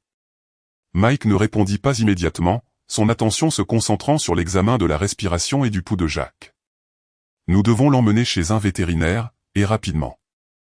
Le plus proche qui pourrait s'occuper d'un loup est le docteur Lavin à Millersville, à environ 30 miles d'ici. » 30 miles, la voix de Lily craqua de désespoir. « Nous n'y arriverons jamais à temps. »« Nous pouvons essayer, » dit Mike fermement. « J'ai mon camion garé à environ un demi-mile en arrière, là où se termine l'ancienne route forestière. Si nous pouvons faire une civière pour le porter. » Jacques gémit soudainement, les yeux fixés au-delà de Lily et de Mike. Les autres loups étaient devenus alertes, leur attention attirée par quelque chose qui approchait de la direction d'où Mike était venu. Un instant plus tard, une autre silhouette émergea des arbres, une femme d'une quarantaine d'années vêtue de vêtements de randonnée et portant un grand sac à dos. « Mike, as-tu trouvé la femme ?» Elle s'arrêta net, prenant le tableau extraordinaire. « Oh, Suzanne !» Lily haleta, reconnaissant sa tante avec étonnement. « Que fais-tu ici ?»« Je te cherchais, » répondit Suzanne, se remettant rapidement de sa surprise. « Lorsque tu n'es pas revenu au coucher du soleil, j'ai appelé le poste des gardes forestiers. » Son regard se porta sur Jacques, toujours saignant sur les genoux de Lily. « C'est Jacques ?» « Oui, » confirma Lily. « Il est blessé. Nous devons l'emmener chez un vétérinaire à Millersville. » À la stupéfaction de Lily, Suzanne ne questionna ni ne contesta. Elle déposa simplement son sac et s'avança pour s'agenouiller à côté de Mike. « J'étais technicienne vétérinaire avant de passer à la comptabilité, » dit-elle de manière factuelle. « Laissez-moi voir. » Dans la tombée de la nuit, Suzanne examina les blessures de Jacques avec une efficacité professionnelle, ses mains douces mais minutieuses. L'hémorragie ralentit, ce qui est bon. La respiration est compromise, possible pneumothorax à cause de l'impact. Il a besoin d'une intervention chirurgicale, mais d'abord, nous devons le stabiliser pour le transport. De son sac, Suzanne sortit une trousse de premiers soins étonnamment complète. Ensemble, elle et Mike nettoyèrent et bandèrent les blessures externes de Jacques, fabriquèrent une attelle de fortune pour sa patte blessée et administrèrent des mesures d'urgence pour l'aider à respirer. « J'apporte toujours la trousse complète lorsque je fais de la randonnée, » expliqua Suzanne, remarquant l'expression perplexe de Lily. « De vieilles habitudes de mes jours de technicienne vétérinaire. »« Je ne savais pas que tu travaillais avec des animaux, » dit Lily. Un autre morceau du puzzle qu'était sa tante se mettait en place. « Il y a beaucoup de choses dont on n'a jamais eu le temps de parler, » répondit Suzanne avec un sourire triste. « Autant de ma faute que de la tienne. » Avec Jacques quelque peu stabilisé, le prochain défi était de le transporter. Mike déplia une couverture thermique de secours de son propre sac et, avec des branches ramassées au sol de la forêt, ils fabriquèrent une civière rudimentaire. Les autres loups observèrent ces opérations avec une préoccupation évidente, s'approchant de temps en temps pour renifler Jacques avant de se retirer à nouveau à une distance prudente. « Je n'ai jamais vu un comportement comme ça, » murmura Mike alors qu'il se préparait à soulever Jacques sur la civière. Les loups sauvages ne tolèrent généralement pas la présence humaine près de leurs compagnons de meute blessés. « Jacques n'est pas n'importe quel loup, » dit Lily, caressant doucement sa tête alors qu'il le positionnait sur la civière. « Et je pense qu'ils le savent. » Le voyage de retour jusqu'au camion de Mike fut ardu. Leur progression fut ralentie par le besoin de porter Jacques avec précaution sur un terrain accidenté. Dans la lumière qui s'estompait, Suzanne sortit une lampe de poche puissante de son sac, éclairant leur chemin tandis que Mike et Lily portaient la civière entre eux. La meute suivit à distance, des formes fantomatiques filant à travers les arbres juste au-delà du faisceau de la lampe de poche. En marchant, Mike expliqua comment il les avait trouvés. « Je faisais ma patrouille du soir près de l'ancienne propriété Mackenzie lorsque j'ai entendu le tapage, les hurlements de loups, les rugissements d'ours. Puis j'ai rencontré ta tante au début du sentier. Lorsqu'elle a dit que tu n'étais pas revenu, j'ai pensé que tu aurais pu te diriger vers la clairière où nous avons relâché Jacques il y a des années. Je voulais la revoir. Je ne m'attendais pas à le retrouver, admit Lily. » Mike resta silencieux un instant, négociant une section particulièrement escarpée du sentier. Lorsqu'ils atteignirent à nouveau un terrain plat, il parla d'une voix assez basse pour les oreilles de Lily seulement. « Il y a quelque chose que je dois te dire à propos de Jacques, quelque chose que j'aurais dû te dire il y a des années. » Lily le regarda d'un air interrogateur, mais Mike secoua légèrement la tête. « Attends, quand nous serons en sécurité. » Ils atteignirent le camion alors que l'obscurité complète tombait sur la forêt. Mike abaissa le haillon et, avec l'aide de Suzanne, ils positionnèrent Jacques avec précaution dans la benne du camion, sécurisant la civière pour éviter tout mouvement pendant le trajet. Lily monta à côté de lui, déterminée à ne pas quitter ses côtés. Alors que Suzanne et Mike se préparaient à fermer le haillon, une ombre se détacha des arbres, l'un des loups, le jeune loup audacieux que Lily avait vu plus tôt au terrier. Il s'approcha du camion prudemment, gémissant doucement. « Le petit de Jacques, » expliqua Lily, la gorge serrée d'émotion. « Il a une famille. » Mike et Suzanne échangèrent des regards significatifs. « On ferait mieux d'y aller, » dit Mike doucement. « Le reste de la meute s'occupera du petit. » Alors qu'il s'éloignait, Lily regarda en arrière pour voir plusieurs paires d'yeux scintiller dans les feux arrière du camion, regardant leur chef être emmené dans le monde humain. Le trajet jusqu'à Millersville fut tendu, Lily surveillant l'état de Jacques et transmettant des informations à Suzanne dans la cabine. Ils arrivèrent à la clinique du docteur Lavigne juste après 21 heures. La vétérinaire, une femme aux cheveux gris, aux yeux perçants et à la manière pragmatique, avait été alertée par l'appel de Mike depuis la route et les attendait. « Apportez-le » ordonna-t-elle, tenant la porte arrière de la clinique ouverte, menant directement à la salle d'opération. Ce qui suivit fut un flou d'activité. Alors que Jacques était transféré sur une table d'examen, le docteur Lavigne évaluait efficacement son état tandis que son assistante préparait le matériel chirurgical. Lily se retrouva doucement mais fermement poussée vers la salle d'attente où Suzanne la rejoignit, apportant des tasses de café liquide provenant d'un distributeur dans le coin. « Il est entre de bonnes mains », l'assura Suzanne. Sarah Lavigne est l'une des meilleures vétérinaires spécialisées dans la faune de l'État. « Comment le sais-tu » demanda Lily, réalisant soudainement qu'il y avait beaucoup de choses à propos de sa tante qu'elle ne comprenait pas. Suzanne soupira, berçant sa tasse de café. « J'ai travaillé avec elle il y a des années, avant de déménager à Springfield. Nous faisions partie du programme original de réintroduction des loups. » Lily regarda sa tante avec étonnement. « Toi ? Mais tu n'as jamais rien dit. Toutes ces années, chaque fois que je parlais de Jacques ou des loups. » dit Suzanne, le regret évident dans sa voix. « J'aurais dû te le dire. C'était juste après la mort de ta mère et tu es venu vivre avec moi. Il était plus facile d'être la tante comptable ennuyeuse que d'expliquer mon passé, surtout lorsque ce passé était si lié à celui de ton père. » « Mon père ? Qu'est-ce que papa a à voir avec les loups ?» Avant que Suzanne ne puisse répondre, Mike les rejoignit. Ayant aidé à installer Jacques en chirurgie, il capta la fin de la question de Lily et échangea un regard avec Suzanne. « Je pense qu'il est temps qu'elle le sache, » dit-il doucement. Suzanne hocha la tête et Mike s'assit en face de Lily. « Ton père n'était pas juste un randonneur occasionnel qui aimait la nature. Lily, Richard Carson, était le biologiste principal du projet de rétablissement des loups du territoire du Nord. Il a consacré sa vie à protéger et à réintroduire les loups dans ses forêts. » Le monde de Lily bascula sur son axe. « Mais maman a toujours dit qu'il était guide de parc. » C'était son couverture, expliqua Suzanne.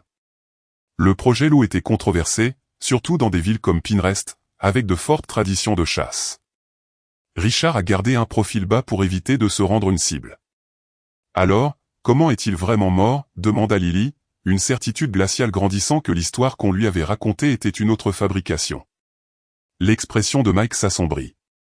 Il surveillait une nouvelle tanière de loups, l'un des premiers couples reproducteurs réussis du programme de réintroduction. Il a surpris des braconniers qui prévoyaient de tuer les loups et de détruire la tanière. Il y a eu une confrontation. Ils l'ont tué. Ils ont fait passer ça pour un accident de chasse, termina Lily, la vérité qu'elle avait toujours soupçonnée enfin confirmée. Mike hocha la tête sombrement. L'enquête officielle a été sommaire au mieux. Le shérif Thompson était déjà opposé au programme loup et sans témoin. Il y avait un témoin, interrompit Suzanne. Un jeune loup, le seul survivant de l'attaque de la tanière. Richard l'avait caché avant de confronter les braconniers. Après sa mort, le petit a été intégré au programme de rétablissement. Une prise de conscience naissante fit battre le cœur de Lily. Jacques. Jacques était ce petit ? Pas exactement, dit Mike. Le petit était une femelle que nous avons nommée Aurore. Elle a grandi au centre de rétablissement et a finalement été relâchée dans la première nouvelle meute. Aurore était spéciale pour le programme car elle était exceptionnellement à l'aise avec les humains, bien qu'elle faisait confiance quand même. Des années plus tard, elle a eu une portée de petit et l'un d'eux présentait des marques argentées distinctives, très semblables à celles de sa grand-mère de la meute sauvage d'origine. Jacques. Respira Lily. Nous le pensons, confirma Mike. Le moment correspond et cette coloration distinctive de la fourrure est rare. Lorsque tu l'as trouvé blessé, petit, j'ai soupçonné qui il pouvait être, mais je n'étais pas certain. C'est pourquoi j'ai accepté de te laisser le garder temporairement. Je voulais l'observer pour confirmer mes soupçons. Pourquoi ne m'as-tu pas dit, demanda Lily, blessée par la tromperie. Tu étais une enfant qui avait déjà perdu son père, dit Suzanne doucement. Nous ne voulions pas te surcharger avec la vérité sur sa mort ni compliquer ton lien avec Jacques avec le poids de cette histoire. Ta mère le savait, ajouta Mike. Elle a reconnu la lignée de Jacques presque immédiatement. C'est pourquoi elle t'a permis de le garder, malgré ses inquiétudes. Elle a vu cela comme un moyen pour toi de te connecter à l'héritage de ton père. Lily recula, submergée par ces révélations. Toutes ces années, elle avait pensé que son lien avec Jacques était simple, une fille et le loup qu'elle avait sauvé. Maintenant, elle comprenait que c'était beaucoup plus complexe, un héritage de conservation, de sacrifice et une continuité presque mystique qui reliait son père à Jacques et à elle-même. « Est-ce que cela signifie que Jacques est spécial d'une certaine manière ?» demanda-t-elle. « Est-ce pour cela qu'il s'est souvenu de moi après toutes ces années? Pourquoi il est venu me sauver ?» Mike sourit. « Jacques est spécial parce qu'il a noué un lien avec toi à un âge critique et parce que les loups, contrairement à ce que certains croient, sont des animaux très intelligents capables d'une mémoire et d'une loyauté remarquables. Mais son lien avec le travail de ton père ajoute une autre dimension à ton histoire. Toute la ville devrait connaître la vérité, dit Lily fermement. À propos de papa, des loups, de tout. Ce ne sera pas facile, prévint Suzanne. Certaines personnes ont passé des années à croire à une version des événements. Mais les choses changent, dit Mike. Le programme loup a été largement réussi. Même certains anciens opposants en sont venus à voir les avantages d'un écosystème équilibré. Et ce qui s'est passé aujourd'hui, Jacques te sauvant, toi le sauvant, c'est une histoire qui pourrait changer les mentalités. La conversation fut interrompue par l'apparition du docteur Lavigne dans l'embrasure de la porte de la salle d'attente, toujours vêtu de blouse chirurgicale. Lily sauta sur ses pieds, le cœur à la gorge. « Il est stable », annonça la vétérinaire, enlevant sa charlotte chirurgicale. L'opération s'est déroulée aussi bien que possible. Les 24 prochaines heures seront critiques, mais s'il survit à la nuit, ses chances sont bonnes. Lily s'affaissa de soulagement, les larmes coulant sur son visage. « Puis-je le voir ?» Le docteur Lavigne hocha brièvement la tête. Il est toujours sous anesthésie. Alors que Lily suivait la vétérinaire jusqu'à la salle de réveil, elle ressentit un étrange sentiment de boucle bouclée. Il y a des années, elle avait soigné un jeune loup blessé. Maintenant, ce loup, devenu adulte et sauvage, avait failli sacrifier sa vie pour elle et elle avait la chance de lui rendre l'appareil une fois de plus. Quoi qu'il arrive ensuite, quelles que soient les vérités révélées ou les histoires racontées, ce cercle sacré de soins et de protection resterait intact. Le rétablissement de Jacques fut lent mais régulier. La chirurgie habile du docteur Lavigne avait réparé les pires de ses blessures internes, mais le traumatisme subi par son corps avait été sévère. Pendant une semaine, il resta à la clinique, reprenant progressivement des forces sous les soins vigilants du personnel vétérinaire et de Lily, qui refusait de quitter ses côtés sauf en cas d'absolue nécessité. Elle dormait sur un lit de camp à côté de son chenil, lui parlant doucement pendant ses périodes d'éveil, lisant à haute voix des journaux de son père que Mike avait récupérés des archives du poste des gardes forestiers. Suzanne prolongea leur séjour à Pinrest indéfiniment, louant un petit appartement en ville et se rendant à la clinique chaque jour pour apporter à Lily des vêtements frais et des repas cuisinés à la maison. Le changement chez sa tante était remarquable. La comptable rigide avait disparu, remplacée par une femme qui parlait avec connaissance au docteur Lavigne de la physiologie du loup et qui semblait plus à l'aise dans ce cadre rural qu'elle ne l'avait jamais été à Springfield. « J'y ai réfléchi », dit Suzanne un soir alors qu'elles étaient assises à côté du chenil de Jacques, son rétablissement étant maintenant suffisamment avancé pour qu'il soit autorisé à faire de courtes promenades surveillées dans la cour clôturée de la clinique. Peut-être qu'on n'a pas besoin de retourner à Springfield. Lily leva les yeux brusquement. « Que veux-tu dire ?»« Je veux dire, peut-être qu'il est temps pour nous deux de rentrer à la maison. » Suzanne fit un geste vers Jacques, qui les observait avec des yeux attentifs, son pelage argenté commençant à retrouver son lustre. Il appartient à ces forêts, mais pas entièrement sauvage, plus maintenant. Après ce qu'il a vécu, il aura besoin d'un endroit protégé pour guérir complètement. Et toi aussi, Lily, tu appartiens ici. Tu as toujours appartenu ici. L'espoir fleurit dans la poitrine de Lily, mais elle le tempéra avec prudence. Le chalet a besoin de beaucoup de travaux. Alors on va le réparer, dit simplement Suzanne. J'ai des économies et, pour être honnête, je déteste la comptabilité depuis des années. Mike a mentionné que le centre de conservation attaché au poste des gardes forestiers recherche quelqu'un. Avec mes compétences, une combinaison de compétences administratives et d'expérience de la faune. Tu veux dire que tout ça va changer? L'expression de Suzanne s'adoucit. En te regardant cette dernière semaine, en voyant comment tu t'occupes de Jacques, combien tu es lié à cet endroit, cela m'a rappelé pourquoi je me suis lancé dans la conservation de la faune au départ, avant que la peur et le pragmatisme ne prennent le dessus. Alors que la santé de Jacques s'améliorait, la nouvelle de l'histoire remarquable de la fille et de son loup se répandit à Pinrest. Les gens commencèrent à passer à la clinique avec des offrandes, du gibier pour le régime de rétablissement de Jacques, des casseroles maison pour Lily et Suzanne, des fleurs sauvages cueillies dans les prés voisins. Même le shérif Thompson fit une apparition, maladroitement, félicitant Lily pour le rétablissement de Jacques et marmonnant quelque chose à propos de réévaluer la situation du loup.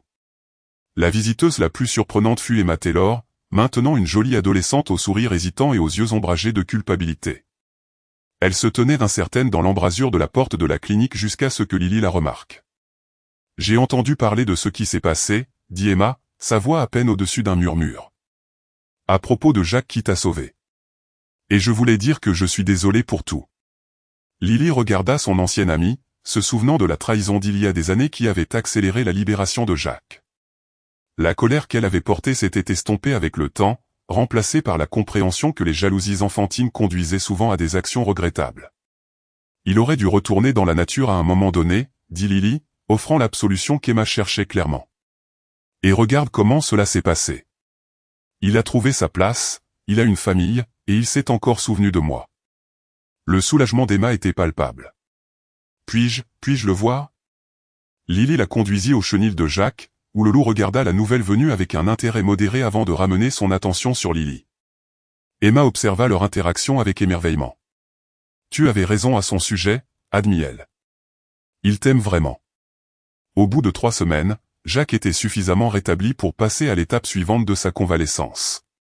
Le docteur Lavigne, en consultation avec Mike et les autorités de la faune sauvage, avait déterminé que les blessures de Jacques, bien que suffisamment cicatrisées pour sa libération, lui avaient laissé des limitations qui rendraient une existence totalement sauvage difficile. Il gardera toujours cette boiterie, expliqua le docteur Lavigne. Et sa capacité pulmonaire est réduite. Un hiver rigoureux ou une chasse difficile pourrait lui être fatale. Alors, qu'arrive-t-il à lui, demanda Lily, le cœur serré à la pensée que Jacques doive lutter seul dans la forêt. Il y a une autre option, dit Mike. Le centre de conservation prévoyait la création d'un sanctuaire pour loups, une vaste zone protégée où les loups incapables de retourner complètement à l'état sauvage pourraient vivre dans un environnement semi-naturel. Nous avons obtenu des fonds, mais nous attendions le bon moment pour lancer le projet. Jacques serait le premier résident, ajouta Suzanne, et son histoire serait la pièce maîtresse de notre programme éducatif. La solution semblait parfaite, mais Lily avait une inquiétude, qu'en est-il de sa compagne, de ses louveteaux? Il a une famille là-bas. Mike hocha la tête, ayant anticipé cette question. Nous surveillons la zone depuis l'incident. La femelle et les 3 louveteaux survivants utilisent toujours le terrier que vous avez visité. La meute a perdu 2 membres lors de l'attaque de l'ours, y compris le loup qui avait été initialement blessé. La nouvelle attrista Lily, mais Mike n'avait pas fini. Voici ce que nous proposons, nous installons le sanctuaire sur un terrain qui borde leur territoire. Nous créons un grand enclos pour Jacques qui lui offre l'espace dont il a besoin tout en le protégeant des grands prédateurs et autres dangers. Sa famille pourrait lui rendre visite à travers la clôture. Les loups maintiennent ainsi leur lien dans la nature, même au-delà des limites territoriales. Et vous pensez qu'il lui rendrait visite? Nous avons déjà des preuves de cela, confirma Mike. Pendant que Jacques était à la clinique, la femelle a été aperçue plusieurs fois au bord de la forêt, près de la ville. Elle le cherche. Ces liens ne se rompent pas facilement. Et ainsi, le plan fut mis en œuvre. Le chalet Carson devint le siège du sanctuaire des loups des territoires du Nord nouvellement établi, tandis que les terrains environnants étaient aménagés en un enclos sécurisé mais spacieux pour Jacques et potentiellement d'autres loups ayant besoin de protection. Lily et Suzanne y retournèrent définitivement, rénovant le chalet pour qu'il serve à la fois de maison et de centre éducatif. La transition de Jacques vers sa nouvelle vie se déroula plus facilement que quiconque ne l'avait anticipé. Relâché dans l'enclos par un après-midi d'automne doré, semblable à celui où Lily l'avait trouvé pour la première fois, il explora son domaine avec une satisfaction évidente. La ligne de clôture bordant la forêt sauvage devint un lieu de rencontre en quelques jours. Sa compagne apparut, accompagnée de ses louveteaux en pleine croissance. Bien que séparés par la barrière, ils se saluèrent avec une joie indéniable, se touchant le nez à travers le grillage. La nouvelle du sanctuaire se répandit et bientôt des groupes scolaires vinrent régulièrement pour en apprendre davantage sur les loups et la conservation des forêts. Lily, maintenant inscrite à un programme spécialisé d'éducation environnementale développé entre le lycée local et la station des gardes forestiers, devint le principal guide du sanctuaire. Son récit de l'histoire de Jacques, et par extension celle de son père, contribua à changer les perceptions au sein de la communauté. Le shérif Thompson, dans un revirement de situation surprenant, devint l'un des plus fervents partisans du sanctuaire après avoir assisté à une réunion entre Jack et sa famille sauvage. « Je n'ai jamais rien vu de tel », admit-il brutalement à Mike. « Ça fait réfléchir un homme sur ce qu'il croit savoir de ces animaux. » Un matin frais de fin d'automne, Lily était assise sur le porche du chalet avec une tasse de chocolat chaud, observant Jack patrouiller le périmètre de son enclos. À près de 6 ans, il était dans la force de l'âge, un magnifique loup argenté aux yeux ambrés intelligents et au port digne d'un chef naturel. Sa boiterie était à peine perceptible maintenant, bien que la cicatrice le long de son flanc restât un rappel de son sacrifice. Suzanne sortit du chalet en portant sa propre tasse fumante. Le groupe scolaire de Millersville arrivera à 10 heures, rappela-t-elle à Lily. Et Mike a appelé, il amène quelqu'un du département de la faune de l'État pour discuter de l'expansion du sanctuaire. Lily hocha la tête, satisfaite de savoir que leur travail faisait une différence. Jack interrompit sa patrouille, la regardant comme s'il devinait ses pensées. Il leva la tête en signe de reconnaissance avant de reprendre ses rondes. Un mouvement au bord de la forêt attira l'attention de Lily. La compagne de Jack et sa progéniture, désormais adolescente, étaient apparus pour leur visite matinale. L'un des jeunes loups, le plus audacieux, aux marques si semblables à celles de Jack, s'approchait de la clôture avec une confiance croissante chaque jour. Ce matin-là, il apporta quelque chose dans sa gueule, un lapin fraîchement chassé, qu'il poussa partiellement sous la clôture, dans un geste qui fit gonfler le cœur de Lily. « Regardez ça » murmura Suzanne. « Il lui apporte de la nourriture. »« La famille » dit Lily doucement. « Ils sont toujours une famille, même avec la barrière entre eux. » Comme s'il l'entendait, Jack trotta jusqu'à la ligne de clôture, acceptant l'offrande avec une douce dignité, avant de s'installer à côté de sa compagne, seules les mailles du grillage les séparant tandis qu'ils se blottissaient ensemble sous le soleil du matin. Dans ce moment tranquille, Lily sentit la présence de ses parents, son père, qui avait donné sa vie pour protéger les loups, comme les ancêtres de Jack, sa mère qui avait soutenu cette mission à sa manière discrète. L'héritage qui semblait brisé par la mort et la séparation avait été renouvelé par des liens inattendus, par des actes de courage et de sacrifice des deux côtés de la division entre l'homme et la nature. Jack leva les yeux, ses yeux ambrés rencontrant ceux de Lily à travers la distance. Dans ce regard se trouvait une sagesse et une compréhension qui transcendaient les limites des espèces, une reconnaissance du lien qu'ils partageaient et partageraient toujours, quelles que soient les séparations que la vie pourrait imposer. « Merci » murmura Lily, bien qu'il soit trop loin pour l'entendre. Mais peut-être qu'il comprenait quand même, ce loup qui avait autrefois été un louveteau dans ses bras, qui avait grandi pour lui sauver la vie et qui maintenant l'aidait à accomplir un but plus grand que ce qu'ils avaient imaginé.